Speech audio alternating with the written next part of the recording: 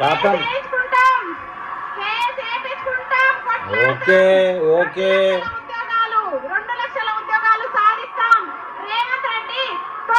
భయపడతాడు రేవంత్ రెడ్డి కూడా.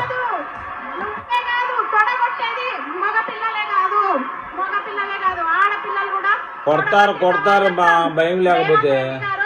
మిమ్మల్ని ఇడిచిపెట్టే ప్రసక్తి లేదు. పాలమూరు బిడ్డ పాలమూరు బిడ్డ అన్నావు కదా, నీ విద్యాశాఖ మంత్రి నువ్వు పెట్టుకున్నావు కాబట్టి నేను ఇట్లా అడుగుతున్నాం. వేరేదైతే నేను అడగకపోదు. నువ్వు సీఎంగా ప్రధానమంత్రిగా నాకు సంబంధం లేదు. ఒక నిమిషం, నువ్వు సీఎంగా ప్రధానమంత్రిగా నాకు సంబంధం లేదు. కానీ విద్యాశాఖ మంత్రి తీసుకొని తప్పు చేసినావు నువ్వు. విద్యాశాఖ మంత్రి ఎవరండి ఈమె? ఆస్మా అంట. ఇంటర్నెట్లో కూడా చూస్తే ఏదో ఊపిరితిత్తుల జబ్బని చూపిస్తాను కానీ ఈమె ఫోటో కానీ ఈమె బయోగ్రహం చూపిలే. విషయానికి ఏంటంటే ఈమె జర్నలిస్ట్గా కొద్ది రోజులు మీడియాలో కనపడింది ప్రశ్న జోసెఫ్ గారితో. ఆ తర్వాత ఇప్పుడు మన కేటీఆర్ గారితో నిరుద్యోగిగా పరిచయం అవుతూ ఉంది. ఇంకొక విధంగా చూస్తే సోషల్ మీడియాలో అక్కడక్కడ వైసీపీకి ఆంధ్రప్రదేశ్లో, ఇక్కడ బీఆర్ఎస్కి పేటీఎం అనే అనుమానాలు వస్తూ ఉన్నాయి. నిరుద్యోగి డ్రామాలు ఆడి అందరి దృష్టిలో పడడానికి ఆస్మా చేసిన పని నవ్వులు పాలైందని చెప్తున్నారండి. మొత్తానికి కేటీఆర్ కూడా భయపడుతున్నాడు. ఏం మాట్లాడుతుందో, నా మీద కూడా కేసులు పడతాయేమో, విచ్చలవిడిగా బరి తెగించి మాట్లాడుతున్నారు ఈ మధ్య అని చెప్పేసి. మగోళ్ళు తొడగొట్టడం ఏందో, ఆడవాళ్ళు తొడగొట్టడం ఏందో. అసలు ముస్లిం ఇళ్ళల్లో ఆడవాళ్ళని ఈ విధంగా మాట్లాడినారండి. 10 సంవత్సరాలు అయిందంటే ఆమె ఎడ్యుకేటెడ్ అయిపోయి సోషల్ మీడియాలో వెతికి దొరికింది. 10 ఏళ్ళ నుంచి గవర్నమెంట్ ఉద్యోగం పొందలేకపోతుంది ఆమె. గవర్నమెంట్ ఉద్యోగం కొట్టాలంటే ఈ విధంగా బహిరంగంగా తిరగకూడదండి ఆడవాళ్ళు. కోచింగ్ సెంటర్లు అమ్మటి ఒక గదికి పరిమితమై కొట్టాలా గవర్నమెంట్ ఉద్యోగం, లేదు ప్రైవేట్ ఉద్యోగమైనా సరే కొట్టాలా. ఈవిడ ఈ విధంగా సెలబ్రిటీ కావాలని చెప్పేసి సోషల్ మీడియాలో సబ్స్క్రైబర్ల కోసం, ఫాలోవర్ల కోసం ఎంపల్లేవాడికి ఎట్టి పరిస్థితుల్లో గవర్నమెంట్ ఉద్యోగం రాదు రాదు రాదు. ఇది అందరికీ తెలిసిందే.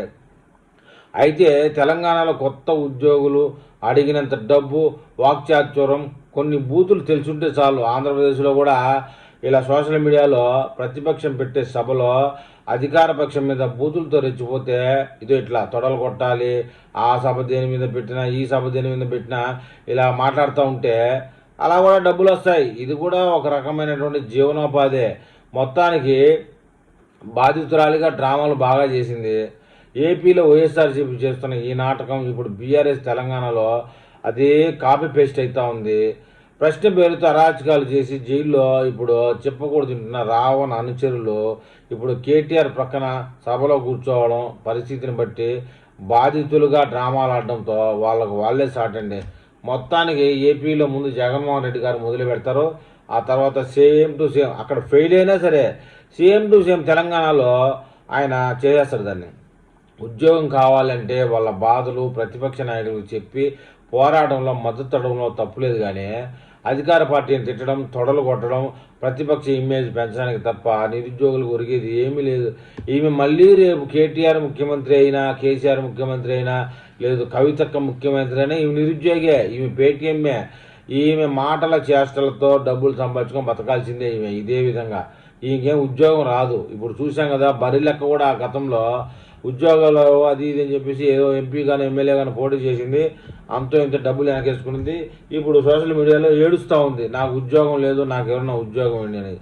ఉద్యోగం ఇచ్చేవాళ్ళు నువ్వు సెలబ్రిటీ అమ్మ, సెలబ్రిటీలకు మేము ఉద్యోగం అని చెప్పి చెప్తున్నారు. అయితే ఈమె కూడా రేపు జైల్లో చెప్పకూడదు దొరుకుతుంది అని చెప్తున్నారు. భవిష్యత్తు నాశనం అవుతా ఉంది. 10 ఏళ్ళు అధికారం అనుభవించి పట్టించుకునే నాయకుడు ఆ భుజం ఎక్కితే ఇప్పుడు నీకు ఉద్యోగాలు ఎలా వస్తాయి? 10 ఏళ్లలో అసలు రేవంత్ రెడ్డి వచ్చిందే 3 ఏళ్ళు అవుతుంది పూర్తిగా. అంతకుముందు 10 ఏళ్ళు ఉద్యోగాల గురించి నువ్వు ఎందుకు కేటీఆర్ని అడగలేదని చెప్పి ప్రశ్నిస్తున్నారు. అయితే ముసుగు రాని తర్వాత ముసుగు తీస్తారు నీకు. ఈసారే కానీ కాంగ్రెస్ గెలిస్తే నీకు ముసుగు తీయడం గ్యారంటీ అని చెప్పి చెప్తున్నారండి.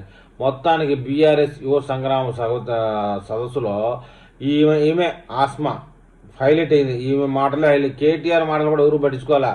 ఈమె రేవంత్ రెడ్డి మీద తొడగొట్టి చెప్తున్నాం, నిన్ను విడిచిపెట్టే ప్రసక్తే లేదు, ఎన్ని జీవోలు తెచ్చినావురా అంటూ ఏదో సొంత తమ్ముడిని తిట్టినట్టు మాట్లాడింది.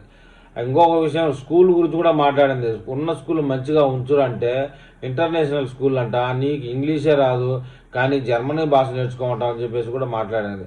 ఇవన్నీ కూడా బీఆర్ఎస్ వాడుకునేదండి వీళ్ళని. సేమ్ ఏపీలో బోరుగడ్డ అనిల్ గారిని, శ్రీరెడ్డిని, ఇప్పుడు జోసఫ్ రావణ్ గారిని, అసలు తెలంగాణలో కేవీఆర్ గారిని వాడుకున్నట్టు వాడుకుంటారు. వీళ్ళ జీవితం లాస్ట్కి గాలిలో ఎగిరే గాలిపటం మాదిరి చేస్తారండి. మరి వీళ్ళు ఎప్పుడు తెలుసుకుంటారో, వీళ్ళ భవిష్యత్తు ఎప్పుడు మార్చుకుంటారో ఆ దేవుడికే తెలియాలి. తగ్గం, కేసు వేయించుకుంటాం, కేసు వేయించుకుంటాం, కొట్లాడతాం. 2 లక్షల ఉద్యోగాలు, 2 లక్షల ఉద్యోగాలు సాధిస్తాం. రేవంత్ రెడ్డి తొడగొట్టి చెప్తున్నా, నువ్వే కాదు తొడగొట్టేది మగ పిల్లలే కాదు ఆడపిల్లలు కూడా తొడగొట్టి సవాల్ చెప్తాం. రేవంత్ రెడ్డి గారు, మిమ్మల్ని ఇడిచిపెట్టే ప్రసక్తి లేదు. పాలమూరు బిడ్డ అన్నావు కదా, నీ విద్యాశాఖ మంత్రి నువ్వు పెట్టుకున్నావు కాబట్టి నేను ఇట్లా అడుగుతున్నాం. వేరేదైతే నేను అడగకపోదు. నువ్వు సీఎంగా ప్రధానమంత్రిగా నాకు సంబంధం లేదు. ఒక నిమిషం, నువ్వు సీఎంగా ప్రధానమంత్రిగా నాకు సంబంధం లేదు. కానీ విద్యాశాఖ మంత్రి తీసుకొని తప్పు చేసినావు నువ్వు. విద్యాశాఖ మంత్రి, ఇగో ఈ మేడం ఉంది, సబితమ్మ ఉంది, విద్యాశాఖ మంత్రి ఉంది. నీ అడ్డమైన జీవోలు వచ్చినాయా?